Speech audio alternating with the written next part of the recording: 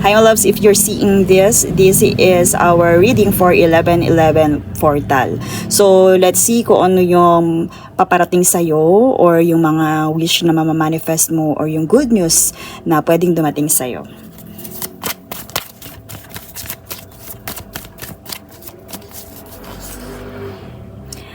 Ayan, meron ditong High Priestess. May lumitaw na High Priestess. And Two of Wands. And meron tayo ditong lumitawan na 9 of Pentacles. So dito may loves. Meron tayong High Priestess, the 2 of Wands, and the 9 of Pentacles, my loves. Kung mapapansinin mo, almost the same with the Garden. Kung makikita mo, una my loves ay here sa High Priestess, meron dito, and the 2 of Wands, meron dito my loves na parang confusion pa. There are two paths or indecision. May sitwasyon dito na parang hindi ka pa talaga sigurado. Maaari my loves in a form of investment. Pwede din my loves na yung naku-curious ka or hindi mo alam kung ano talaga yung patutunguhan mo, kung ano yung gusto mong bigyan, pagraanan ng energy, even your money, my loves. Up until now, my loves, parang dito, bago mag 11:11 portal, ang status mo is parang unstable ka pa. Hindi ka pa talaga sigurado doon sa pwede mong kahinatnan. That's why you are still deciding to stay or to go. Kasi dito may loves, andito din pwede din meron kang nararamdaman na alam mo na dapat mong piliin or gawin yung bagay na yon. Pero parang nagdadalawang isip ka dahil hindi ka sure kung dapat ka na bang mag-go. Parang halimbawa na lang, parang tinatawag ka ng pag-abroad pero hindi mo magawa. Kasi parang undecided ka pa na hindi mo alam kung ano yung pwede mong kapuntahan doon. Ganun din halimbawa sa business. Gusto mong maglaan ng energy. Pwedeng ganun dito lahat my loves ng kalagayan na nandun sa pagdedesisyon. So pwede din my loves na you are currently planning. Pero dito my loves, merong siguradong darating sa'yo which is the independent wealth. Ano man na mangyari, there's a success and stability coming from you. Dalawa my loves yan. Ang stability, kasi meron dito pillars, kung mapapansin mo sa High Priestess and also dito sa ating 9 of Wands. Pwede my loves na meron ding profit na paparating. Kung dati ay nagdadalawang isip ka, I hear na meron kang paninindigan dito at pagdidesisyonan na magkokos sa'yo ng abundance. Pwede nanghihingi ka kay universe ng sign kung dapat ka bang mag-invest. Pero dito my love sa independent wealth, I hear na it's a yes. Kasi my love, so meron ditong yes, alam mo na gusto mo i-go yan pero nagdadalawang isip ka. Pero spirits are guiding you to say yes to that. Sabihin natin, pwede my love, harvest moment mo din yan na parang deserve mo. Spirits are telling you na deserve mo. Now it's the time na i-harvest na kung ano man yung pinaghirapan mo before. Pwede ngayong 11:11 portal mo yan mako-collect, collecting on investments, rewards, ganun my loves yung tema ng paparating sa'yo ngayong 11:11 portal. Okay, let's see more message from spirits.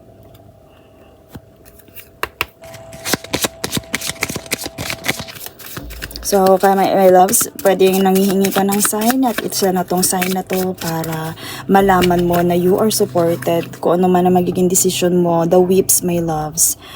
Kung mapapansin, ang whips, my loves, with the King of Cloves, 11, my loves. So, sa 11, my loves, I hear na this 11:11 portal is, ito na din ang time to let go kung ano man yung naging issue mo sa past. Pwede may loves na meron dito with the Tower card kasi with the ship, with the anchor, and with the man. Ito nga talaga yung nasa isip ko kanina. So yung whips na to my loves is meron ditong king. So ang ito pa lang my loves indicating na to na may kailangan kang i-let go ano man ang nangyari. Pwede love life to or relationship kasi may tower dito. Pwedeng nasirang relationship, nasirang tiwala at nag-cause sa'yo ng burden para makausad kasi nandito yung anchor, my loves. So dito sa ship na to, itong man na to, my loves, pwede na siya yung may nag-cause sa'yo, relationship, tao na nakapanakit sa'yo, my loves, and pwede yun is nakapagpagal ng progress mo. Currently, ikaw ngayon ay nasa sitwasyon na kung saan papausad ka pa lang. That's why naku-curious ka kung ano yung dapat mong gawin. At pwede may kinalaman nga dito yung King of Globes na ito na nag-cause ng lots of emotion mo, but I also hear, my loves, the Whips card. Kailangan mo na tong i-let go. Kailangan mo na siyang bitawan. Okay? This 11-11 portal, pwedeng my loves ang paparating din sa'yo is clarity na kailangan mo na mag-let go. Na ang taong to ay hindi na nakatulong sa'yo sa progress mo. Na meron na talagang nasira or nagkaroon na talaga ng sudden change when it comes to this relationship. I also hear there is a man coming, or sabihin natin in a form of dito masculine, na pwede mag-express sa'yo ng love. May loves, pwedeng ito din ay isang paparating ngayong 11-11 portal. Kung ikaw naman ay single, pwede may loves na iyon ay mamanifest mo siya ngayon, or pwede mag-send siya ng 5D messages, my loves, na indicating na they are still waiting. So, dito din, my loves, meron ding ditong tower pillar. I hear na yung stability, my loves, kung dati pwede to sa relationship, I hear na mas titibay yung takbo ng pamumuhay mo right now kung ilalet go mo na yung nakakapagpabagal na to sa usad ng iyong pamumuhay. Kasi meron ditong ship and anchor. So ano ba ang purpose ng anchor sa ship? So iyan yung taga preno, diba? Or taga pag-stop. Pwede may loves na umusad ka pero dala-dala mo tong anchor na to na nakakapagpabigat ng iyong journey or ng iyong buhat. So I hear na pwede ka din matulungan ng man na to para ma-let go, pero isa din, my love, sa message ni Spirit with those sweeps, my loves, i-let go mo na. Pag-anin mo na kung ano may nararamdaman mo na yan. Let's see more message from spirits.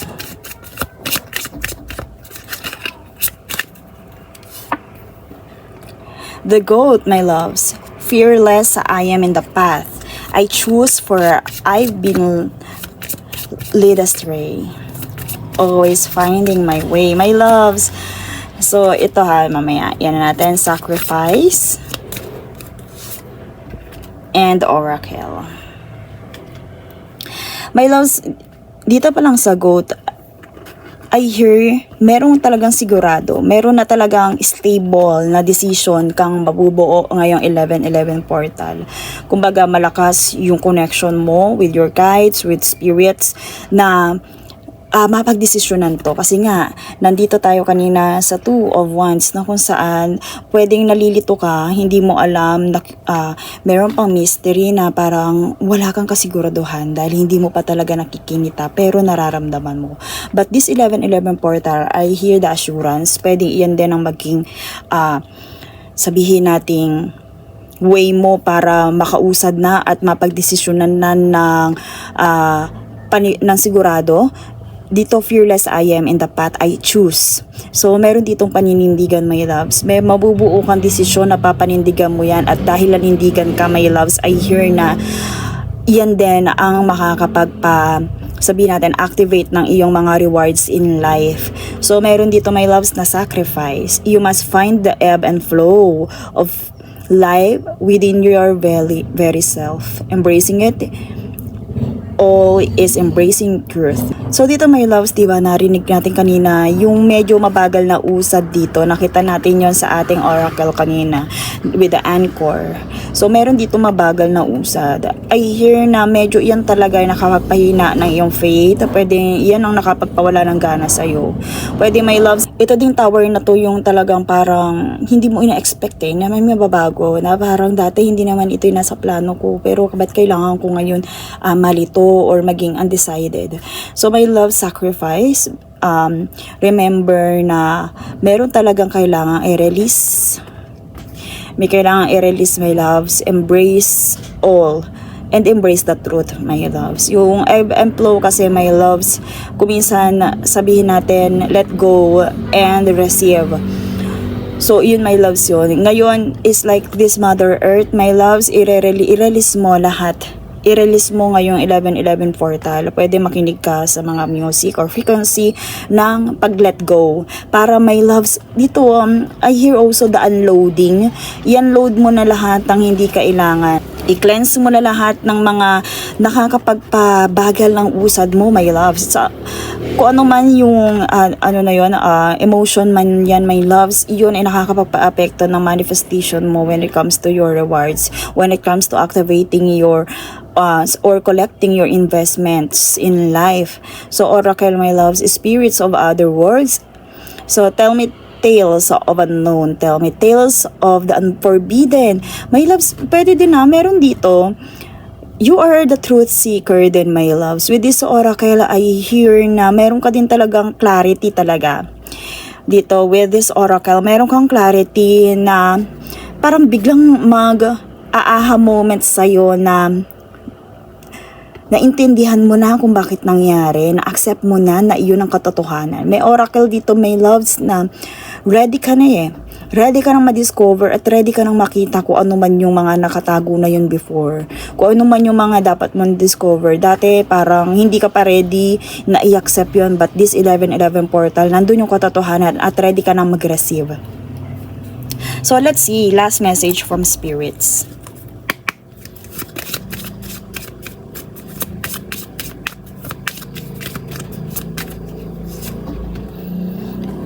In the near future, o diba nga, so activating moment ka talaga, my loves.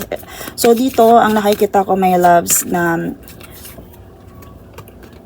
message sa'yo with 11:11 portal is meron ka talagang maile-let go, my loves, and merong paparating sa'yo na stability, lalo na sa finances. So, let go and receive dito, my loves, ang tema ng iyong 11:11.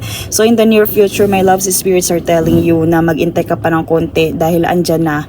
So, continue to get ready, my loves. Get more information.